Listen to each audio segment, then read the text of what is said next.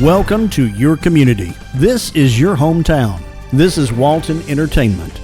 This is where you can hear from the community and those making a difference. We explore topics, local festivals, arts and entertainment, and local news. For this program and much more, visit us online at yourlocalstream.com. That's yourlocalstream.com.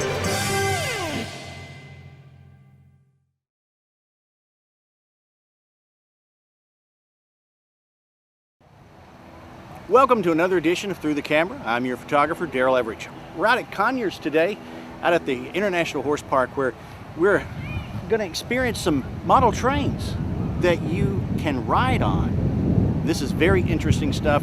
We ran into Peter, an old friend of mine, who's really into this stuff. He's got his own train.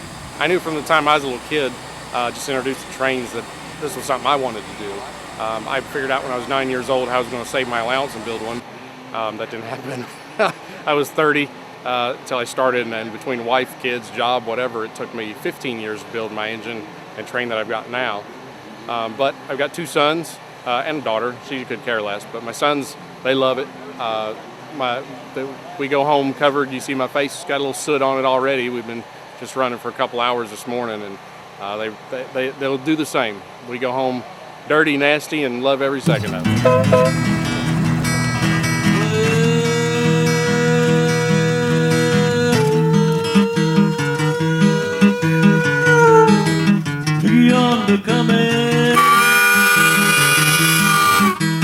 Coming down the railroad track. Look yonder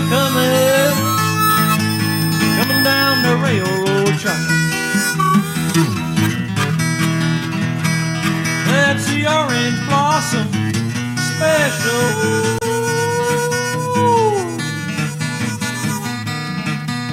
I'm gonna bring my baby back.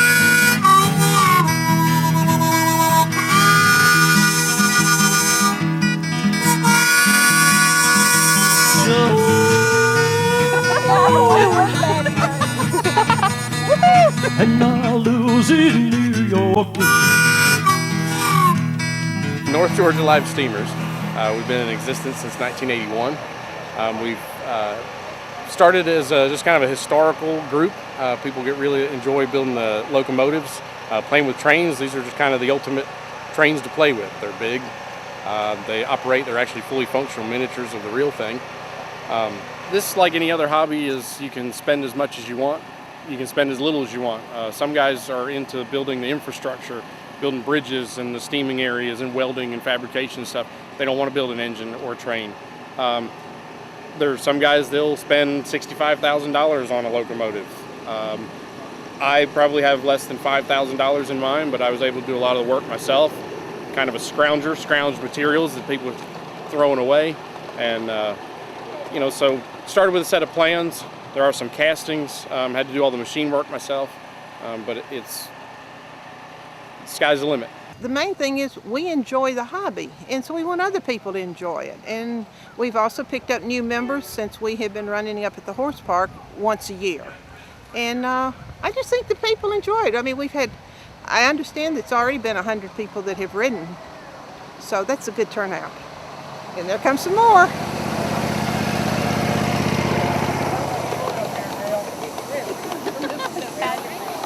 This is awesome. My dad's part of this, so this is really great. This is amazing. I've been watching him do this for a long time, so it's really amazing.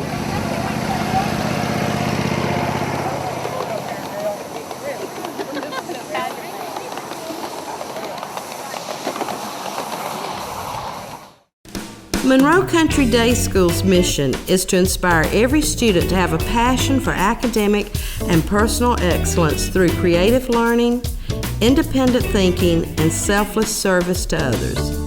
Students are exposed to the local community and provided opportunities for independent thinking. What will you do with all the dirt?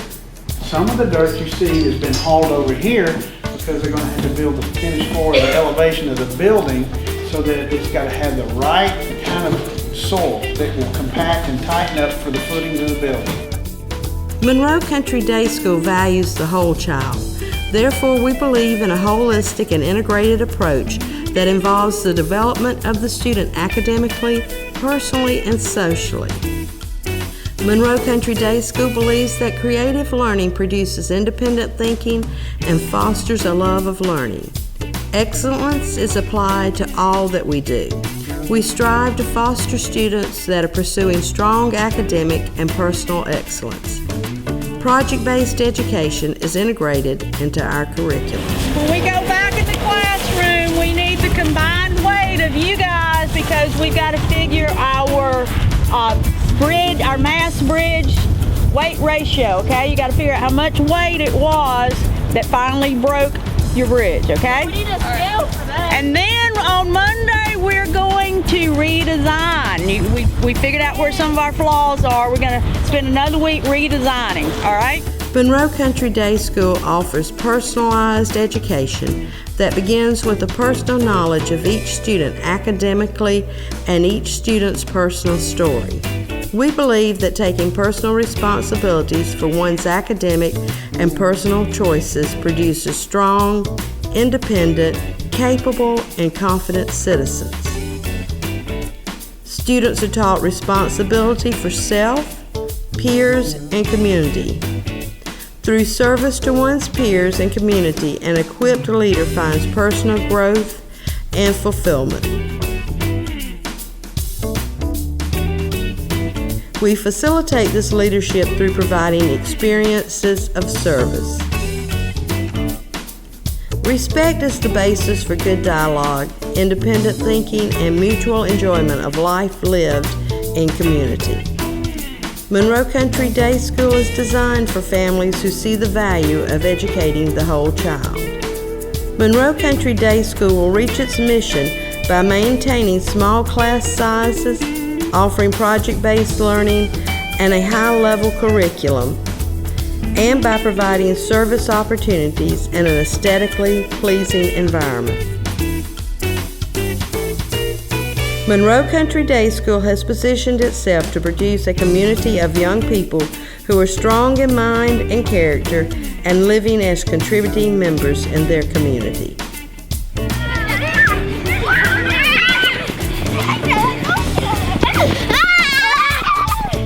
For more information, please contact Mandy Wellington, Admissions Director, at 770-267-8955.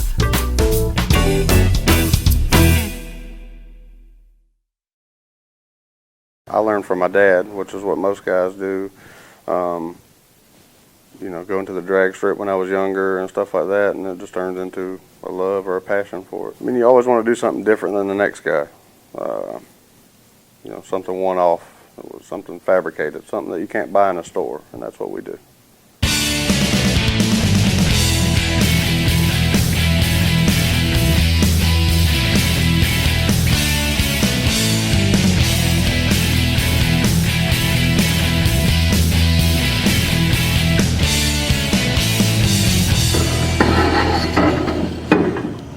Our customers are a wide range, every shape, color, age, from 16 to 90. If we do a full build, they come in and it helps to have something to go by, something, a finished product that you like. It might not be exactly what you want, but, at least something to go by. And then in a finished build, you'll have all the little things that you wanted into it, per se. We have here like a 69 C10 that we're working on. We're getting ready to fit the glass to do what's called a flush mount windshield, which is where you don't have a giant rubber seal around it. Gives it more of a new age look. We're also fitting a 59 Impala dash in this truck. It's a full frame, full air ride suspension, 22-inch staggered 4G auto wheels with a LS motor. This is a from the ground up build. Everything will be done on it. This truck right here started off as just a pretty much basic, it's a small V8 crew cab 05 Silverado. We didn't start this build from the very beginning, so some of the stuff was already done as far as suspension and framework, but we've revamped a lot of it, redone the whole front suspension, redone the steering,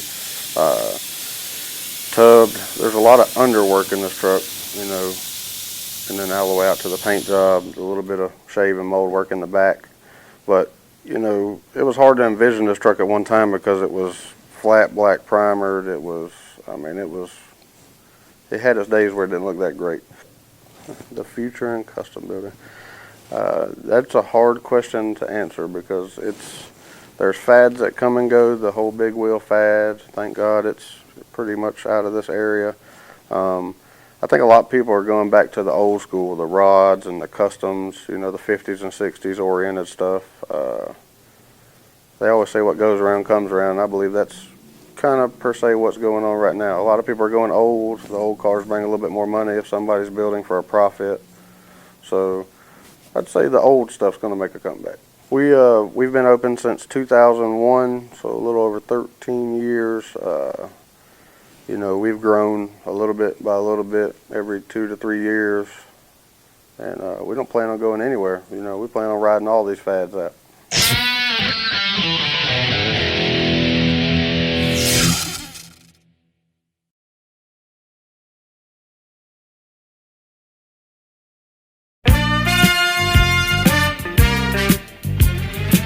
The band is widely considered a musical marvel and have laid the groundwork for what has become known as beach music in the Carolinas, Virginias, the Gulf Coast region of North America, and every beach in between. I love beach music. I'm talking about the Embers, a true musical tradition with which many Americans have grown. The Embers consider the gender of beach music as the music with a memory, and have been creating such lasting memories since the inception of the band in 1958. Recently in Loganville, Georgia, I caught up with the Embers. We actually started playing before they called it beach music. We started in high school in 1958. That's 58 years ago. And we started out playing what we call black music, rhythm and blues. And somewhere in the 60s, like 68, I started hearing the term beach music. In the 70s, we did floor shows, and we traveled all over the United States. We'd go out and stay a month at a time. Went from Canada into Kentucky. We played Atlanta at Uncle Sam's and Banks and Shane. I don't know if you remember those places, but we played all of them back in the day.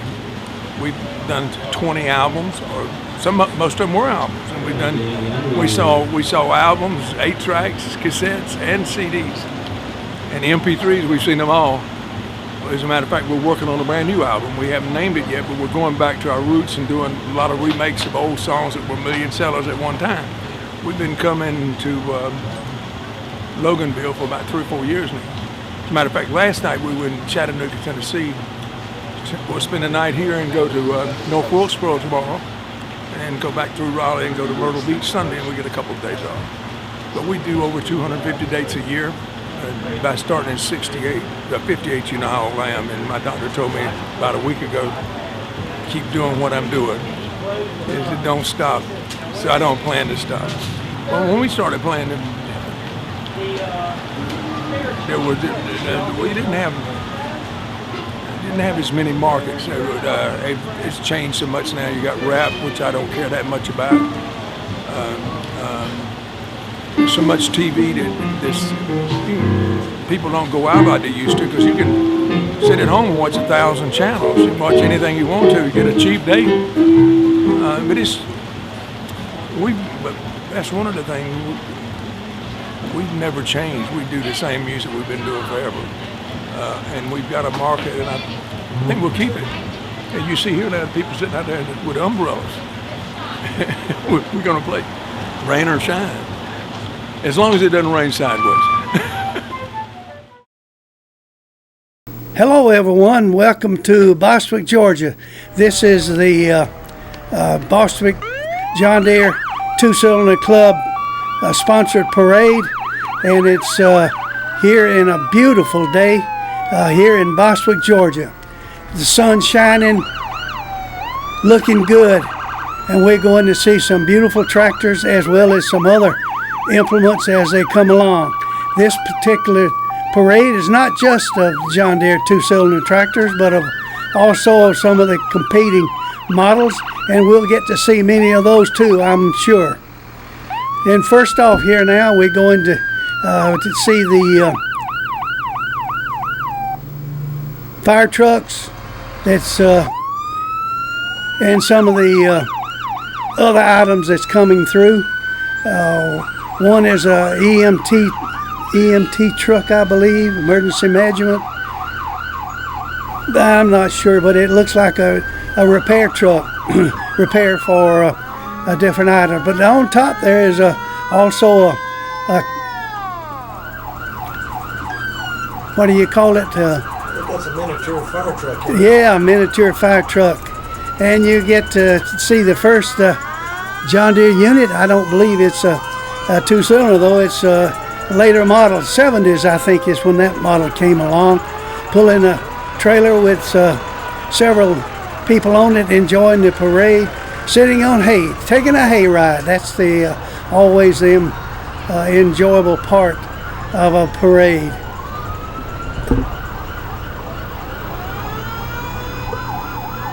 I was trying to identify the car. It looked like it might have been the parade marshal.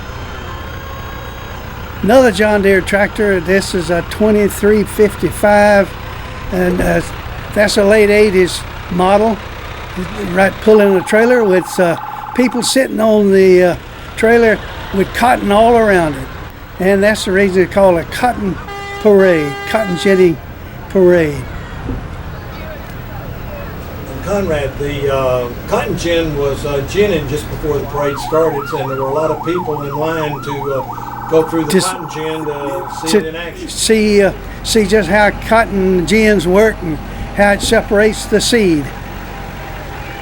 It's a fascinating process. I have viewed it several times. And cottonseed not only they use to plant, but it's also used for several other things too. Cooking oil, as things like that. Trucks coming through. The first thing, this one, a forestry unit, and most likely it has a John Deere crawler on there. Fire control, pull fire plow about a 6-foot wide furrow to keep the. Oh, that's a cat. Oh, I'm disappointed because many times they use John Deere 450s and 550s. But Cat is a good, reliable unit, and it will do the job too. Farm All, one of the first ones. Now that one has been finished up. That's an earlier Farm All that doesn't have a 3-point hitch, as I can tell, but it has their kind of hitch, which is a 2-point hitch. I know the Girl Scouts are enjoying the parade here with the Kubota tractor pulling full trailer of Girl Scouts. All your car buffs can enjoy these 50s and 60s and 70 classic cars. This was a Ford, and you notice the windows on the side are all open. You don't have a pillar and a post like you do on many current models. Looks like the Yah Temple is here now with the many of their enjoyable trikes, I guess you could call them. But it's a beautiful day here in Bostwick, and look at the crowd. It's 3 and 4 and 5 deep. I'm sure that everybody's enjoying it. I noticed that the road is pretty clear. That's a little unusual, so the officials have been working keeping it clear and making it safe for everybody. When I was a kid, I played with a red wagon, and it was a radio flyer, and that is what you see passing right now.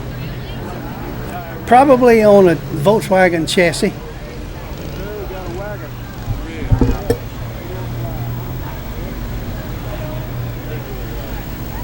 Classic Ford coming through.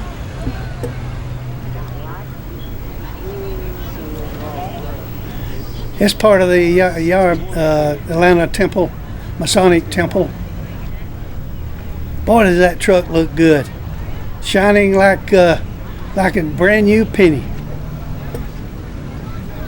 It's amazing how big trucks have gotten in the last couple of years. These are classics here, and I enjoy looking at them because they are showing what used to be back when I was a young whippersnapper around the farm, and use it to go on a few dates too.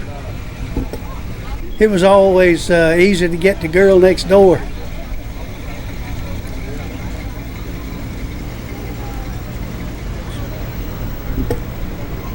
That looks like a Chevy with a different kind of grill that has been installed, but it's been rebuilt and shining also.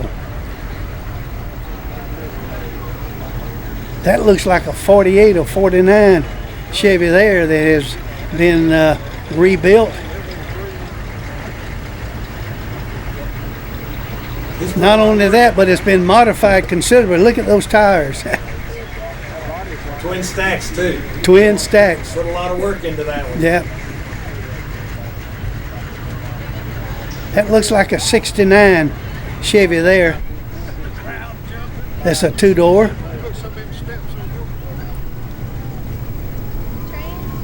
What the engine size on that particular one was it? 396. I think so. At one of the big engines back that would made them powerful cars for that particular model.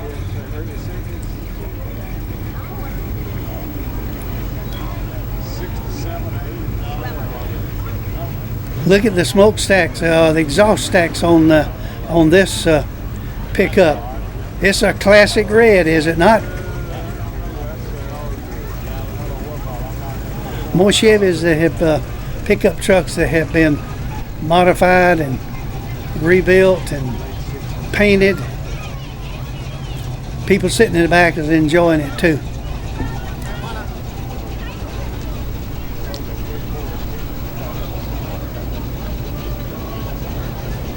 I think that's a cotton picker coming in the back. Yeah, cotton picker's coming right after the pickups here. It's a two-row cotton picker that I have a little connection with the cotton picker. It was one that came to Deer Acres that was in Monroe back in the 50s. It was tested there on the cotton that was at Deer Acres, which was right there in the city limits off Monroe. Quite a bit of land was leased and planted in cotton, and a tractor came there, cotton picker came there to pick cotton and get some hours on it to see how it worked. I was looking at YouTube the other night, and there's a 6-row cotton picker, and not only does it pick the cotton, but it makes it into the bale now. Things have really changed in the last 20 or 30 years in cotton picking. That looks like a G. No, I don't believe it is. I think it's an A because the smokestacks are in line rather than on the side. Those are probably A models.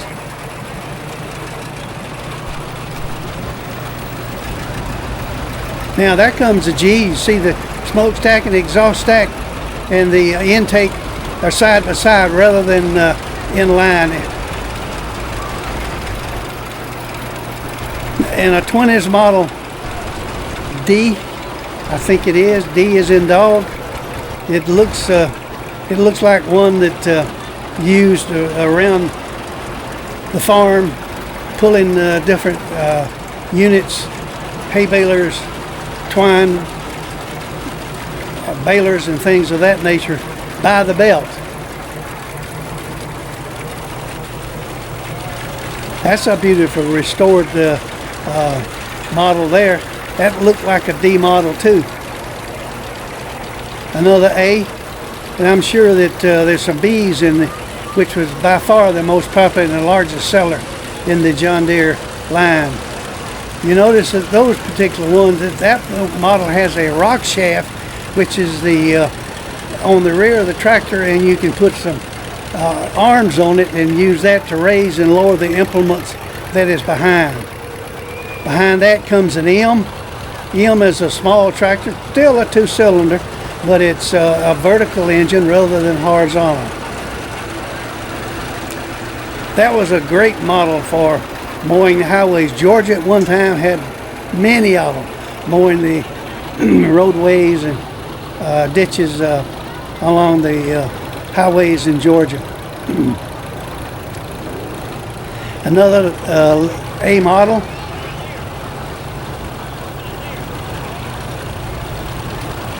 Some of the A models had the later models before they went to the inline, or not the inline, but what I'm trying to think of was the numbered series of the John Deere tractors, which was in the late 50s. Numbered series came along in the early 50s, and it went out. Last numbered series built in 1960. They continued it for a while out of Argentina, but not that much. That Ford there is not original. You can look at it and see it has a V8 engine in it, and all the other Ford tractors that we competed with back in 40s, 50s, 60s, and 70s were four-cylinder flathead engines. John Deere 730, I do believe, it's a high crop, and not only is it a high crop, but it's LP also.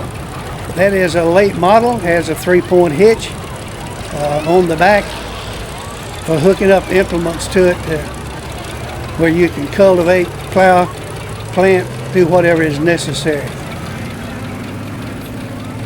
M model farm all, I have a few stories to tell about that one. I had many demonstrations against the farm all M. Won some, lost some, but anyway, it was a delightful experience. Another farm all, and the one behind it is one of the later models, and it was a turbo. They had turbos, chargers, and things of that nature, as well as a turbo on the engine itself. Well, I tell you, the A's are well represented today. That's an A model that's been rebuilt. Ford tractor here was a popular model, especially pulling hay balers, wagons, things of that nature around the farm. One of the first numbered series tractors. This one is a 60, I believe. Could be a 50. Farm all behind it. Now that one is still at work because it hasn't been rebuilt at the particular time. This is a model that still carries a 2-hitch hitch system for the implements that fit on the back. Oliver hasn't been in business for quite some time, but they sold out, I think it was to white back in the 70s, and then produced a white model name of the tractor for several years. Red Belly Ford, that's the old Ford 8N or 9N, real popular for pulling a wagon like you see here.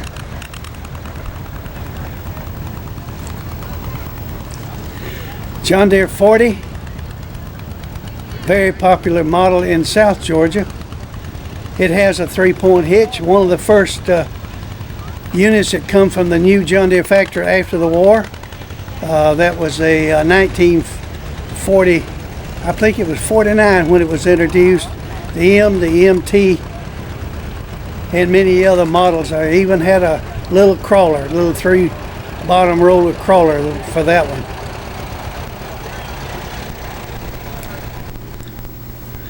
But I enjoy seeing all the models of the tractors here because I had a chance while I worked for Deere to see them all, work them in the field. Take a good look at that G that just went by. It has been rebuilt, and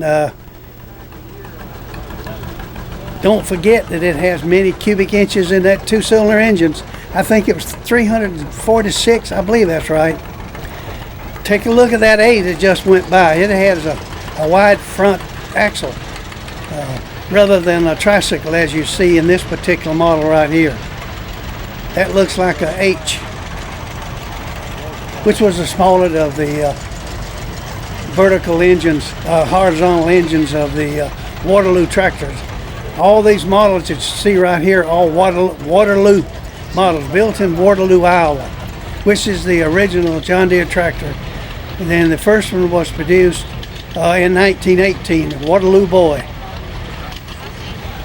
The history on that is that they were very popular in Russia. There was several of them that were sold to Russia. The one in front of that 4010 there is a H model. Good for cultivating gardens in small plots. Oh, this is a beauty too. A 3020. It's one of the original new generation of tractors that was introduced in 1960. June of 1960, I had the occasion to go to Dallas, Texas to spend the week out there where they were introduced.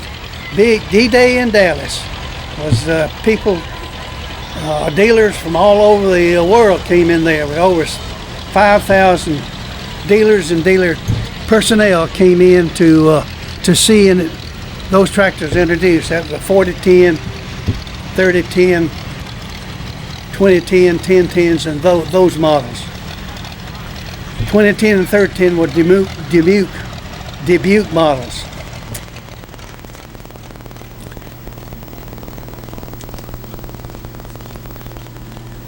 Farm models are well represented in this one. I noticed that they've been receiving more publicity, which to me indicates that they're becoming more popular and people are beginning to rebuild them. I bet that one is still at work on the farm somewhere. There's another G. Look at those, that chrome stack. Oh, it sounds beautiful. I love that sound.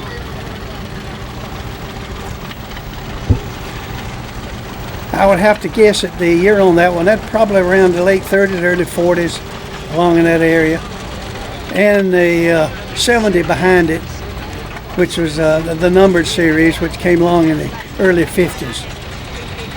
The 40s, 50s, 60s, and 70s were all replaced in 1955 and 56. This one has a canopy over it. Not only is it a canopy, but it's also a roll guard. If the tractor happens to turn over, it will not collapse and will protect the operator.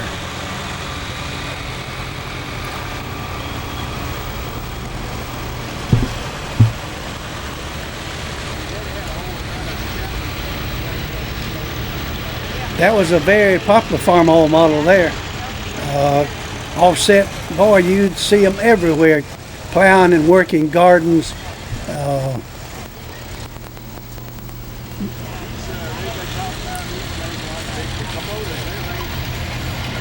International had all kinds of models. This was one that was used around the farm, pulling wagons. It's a small horsepower. I would just venture to say it's around 30 to 35 horsepower. Most of the John Deere tractors don't have, that you see here, don't have high horsepower. but between that and the transmission and the slow speeds, they had tremendous power. That looks like an MT. No, it's a 40 model. And it's a yellow stripe. So it's a 420. One of the first ones that have the yellow stripe model.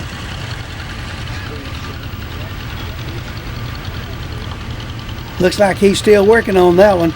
It's an MT model. I'm sorry, it's a 40 model. And a 40T, which means it's a tricycle with a single, well, dual tires in the front, but it's not wide. They're not wide. They run at an angle in the front. One of the late model 720 models, 730 models, that's also a tricycle.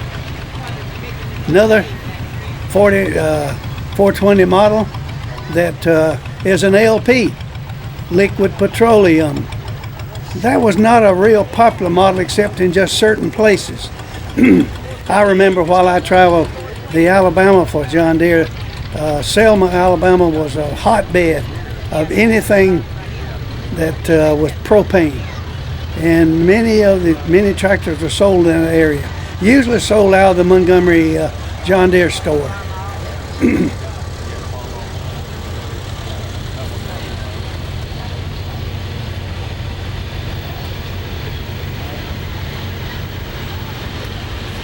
Another farmall, that looked like an A.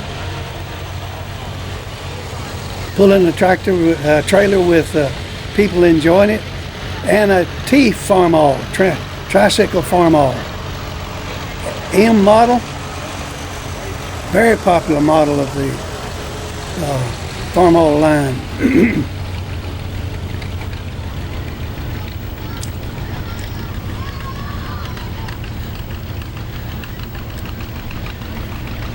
I would almost think that this is a working tractor also around a farm somewhere. It hasn't been rebuilt, but it seems to be running without any problem. Boy, that sound is great. That 2-cylinder with the offbeat sound is just something that you can always recognize. Now that's a new one, farmall high crop. That's one of the first I've seen of the high crops. Back in the 40s, 50s, 60s, many of these tractors that you see, there's T models today, tricycle models today, that was a popular model back in those days. Run between the rows of the run between the rows of cotton or corn or whatever you wanted to plow. Corn when it's early, cotton when it's early. Later on they came with wide front axles like this particular one here. It's a little harder to roll over, a little harder to upset, and that's the reason for it.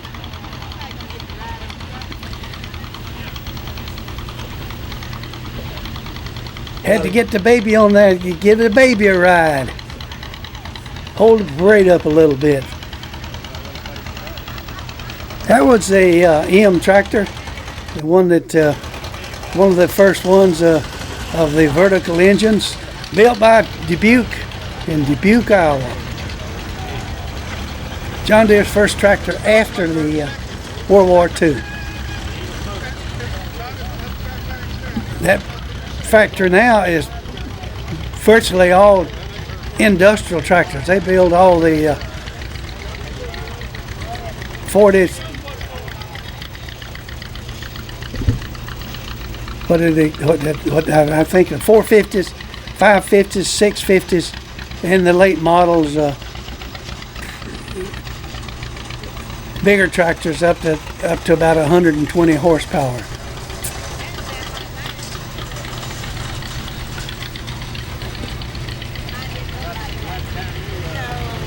It's nice to see that the FFA is still working around the schools, let people learn some things about the farm. They may want to go in the farm business. There's an MT, which means it's a tricycle model. It was around 25, 28 horsepower, 2240. I think an early 80, late 70s, early 80 model.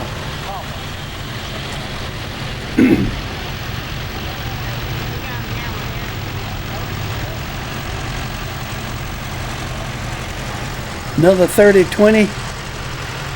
Could be a. I don't see the model, so I guess they haven't completely rebuilt yet. But it's a 4-cylinder engine anyway, which was a in the class with the fourth.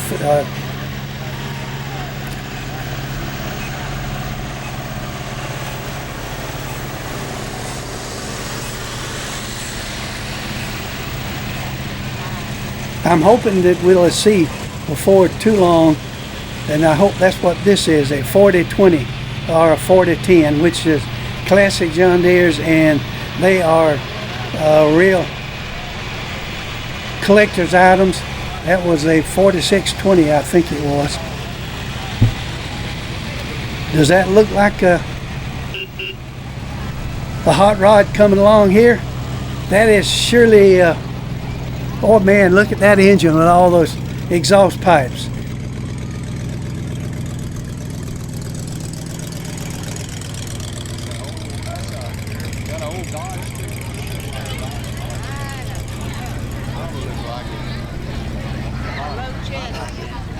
I see another one coming.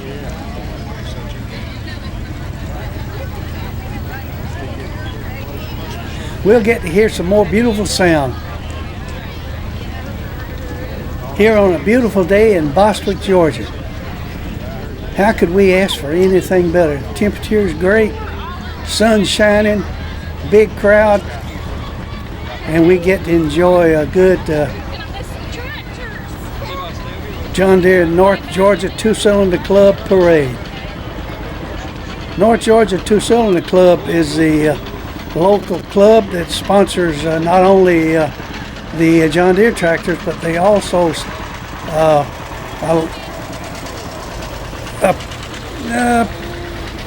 permit, I guess you'd say, the addition of all the competing tractors, so you can see them all without any trouble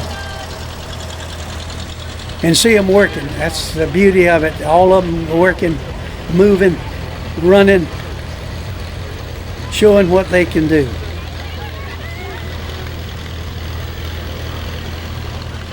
Now that is a real classic. That goes back to the 20s with the Farm All, and listen to that thing run.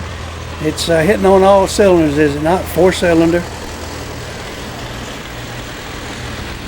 I was trying to think of the model of that number. It's FA or FL or FR or something of that nature.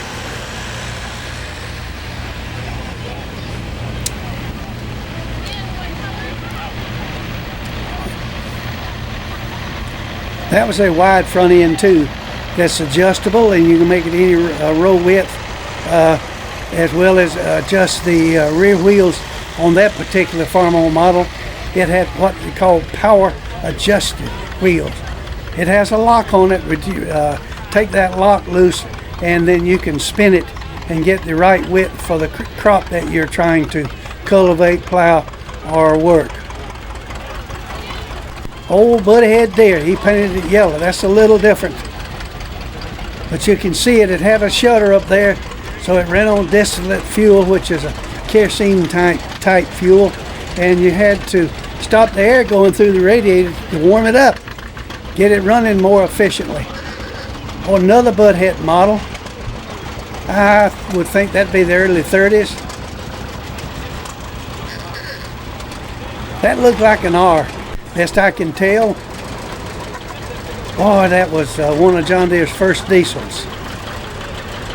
I had the occasion to work in Albany, which is a hotbed of those type tractors, and I saw one that had over 10,000 hours on it and had never been worked on as far as repair of the engine or rebuild of the engine is concerned. Another one, just a later model of the R series. I think it was an 820.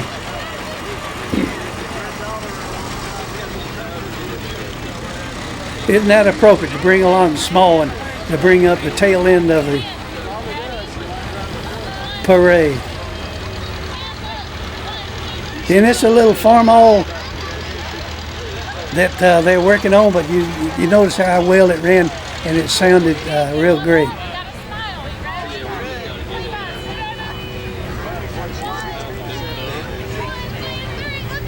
Looks like the parade has had another little gap in it, but here comes another one. It's a Farm All, I believe.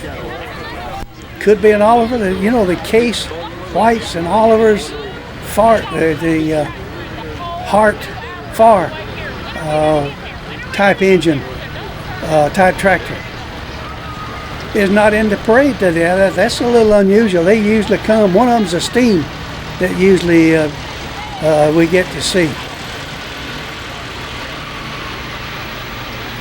Alice Chalmers. That was a big one. You use it to pull large harrows, get seed bed ready for planting and things of that nature. Avery. I believe that Avery with a little plow on the front where you can push a little dirt around or repair a terrace or something of that nature.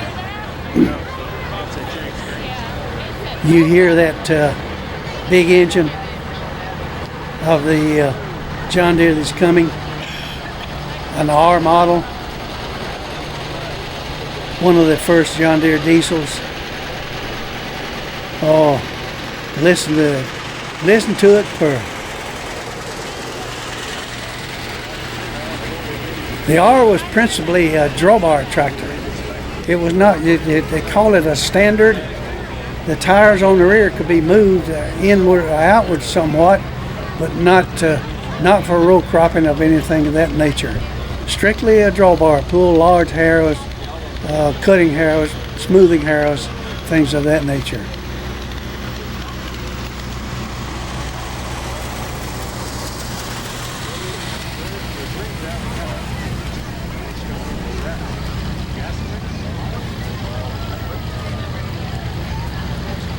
A Ford model, that's a tricycle pulling a painted trailer.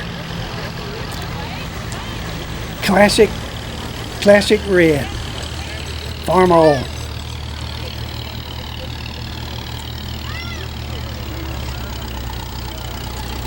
I recognize that green. That's a later model John Deere. Pulling a trailer with people that's enjoying themselves on this nice, warm, sunshiny day.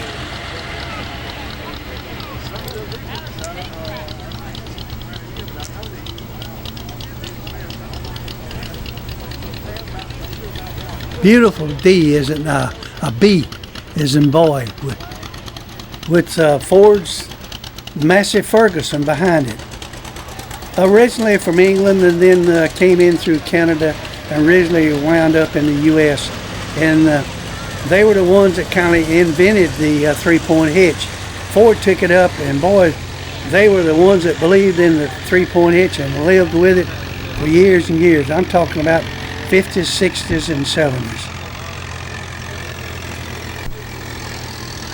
Jim Dandy to the rescue. You see the name on it, Jim Dandy. That was used for around gardens and pulling small items around the farm. I'm thinking of trailers that to feed the animals and things like that. Most likely it had some kind of a mower for mowing yards and large places around the houses. Oliver was a popular model back when I was with Deere. We're talking the 50s and 60s, especially they even had some industrial units. But Oliver sold out in the 70s, I believe it was, to White, and then White produced their models for several years. And I think it's under another name now. I can't remember exactly what who it is. Boy, Conrad, that's an old Studebaker truck. Old Studebaker truck. Didn't make many of those.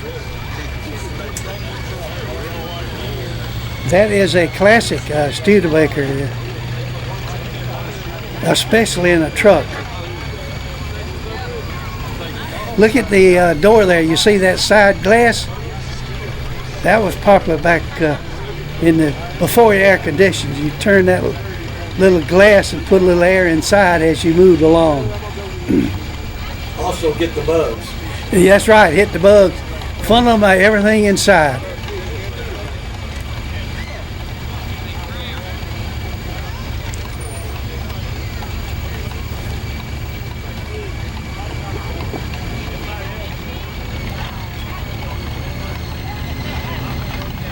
Catfish Farm. They've done a good job rebuilding that farm all. Another Oliver with chrome stacks. It was a 6-cylinder engine. I would just guess the horsepower would be around 40. That would just be my guess. Oliver 66, which is a popular model. Little, probably a 6-cylinder engine also.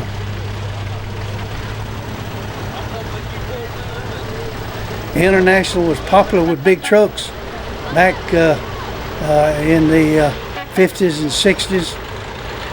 They had some problem, and later on, sales were slowing, the union struck, and all that. They kind of went out of business. You see this new John Deere tractor? Boy, they have really changed and upgraded them. Had dual tires, wide front end, big air conditioned cab. You can stay out of the dust, stay cool in the summer, warm in the winter. And what else could you ask for? Always recognize a G by the side-by-side stacks. This one has intake of green and chrome. That was a exhaust. Same thing on this one. It was a spoker, and you notice the wheels had spokes in it rather than being solid or something of wide pieces that closed out the axle to the wheel itself. Later model. Is that a Farmall?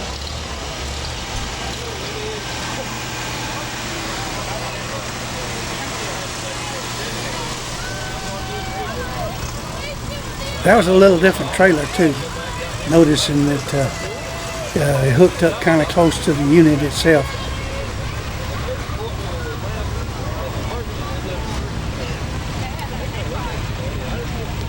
International. There were two lines of tractors with Farmall and International. You had to all the different models. They had just several of them. Just about every horsepower you could think of was available. Now you take a look at this G. That's a style G, painted intake and chrome exhaust. You only see the exhaust on this particular one. That's a 50 model, which was the smallest of the numbered series. 50s, 60s, 70s, and the 80s were all the Waterloo models back in the 50s and 60s and 70s. You notice that item, that the one that just went by, that was a Minneapolis Moline, and had a single front tire. Those were popular for close rope farming.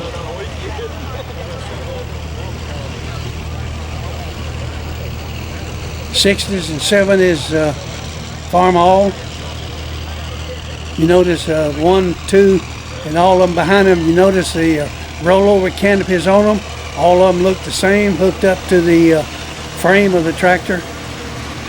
Turbo model, and they probably upped the horsepower a little bit and put duals on it so that they could pull a bigger harrow, bigger plow, and a larger, wider smoothing harrows. Those models, I think, came with 3-point hitches, which meant that any category 2 3-point hitch, they could pick up and move as well as competition could do the same thing. 3-point hitch came universal in the 50s.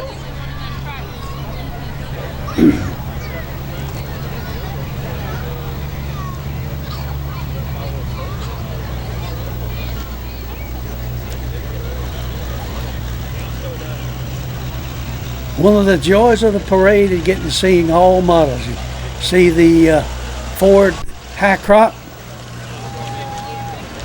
Probably use chains to go down to the wheels from the drive axle on the rear.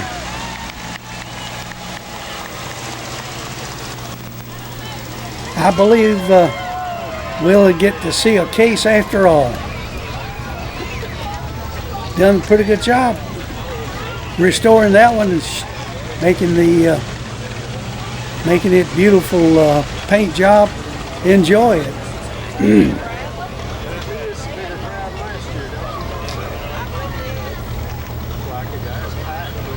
Nothing like moving along a little quicker. Alice Chalmers, later models. I feel that memory serves me correct, that was probably a 60s model, somewhere in the mid-60s.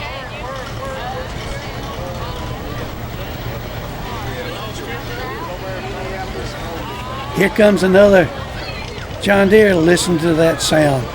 So you can enjoy that beat as it goes by with a beautiful paint job and chrome exhaust stacks. Looking at the grill, I'm trying to identify this particular one. I would guess it was a case.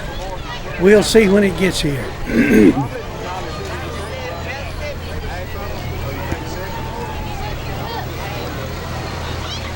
Looks like they might have Alice Chalmers has small tires. I get the feeling it was probably used for some power pulling somewhere along the way. BF Avery, never really a real small, real popular tractor.